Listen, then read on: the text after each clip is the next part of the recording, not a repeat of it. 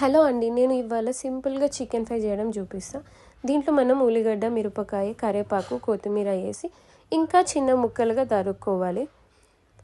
ఆ తర్వాత చికెన్ తీసుకొని దీంట్లో అల్లం వెల్లిగడ్డ పేస్ట్, పసుపు, ఉప్పు, ధనియాల పౌడర్, కారం, ఇంకా కొద్దిగా నూనె వేసి మనం ఇందాక చేసుకున్న మిశ్రమం కొంచెం ఇందులో వేసి బాగా కలిపి దీన్ని ఒక 10 మినిట్స్ మనం మ్యారినేషన్కి పెట్టుకోవాలి. ఆలోపు ఒక బాండి తీసుకొని దాంట్లో నూనె, సాజీరా, బోజ్వరాకు ఇంకా ఆల్రెడీ మిగిలి ఉన్న ఆ మిశ్రమాన్ని వేసేసుకున్నాక బాగా ఉడికినాక అందులో కొద్దిగా అల్లం వెల్లిగడ్డ పేస్ట్ వేసి ఈ చికెన్ ఏదైతే మ్యారినేట్ అయిందో దాంట్లో వేసేసి బాగా కలిపి మూత పెట్టేసేయాలి.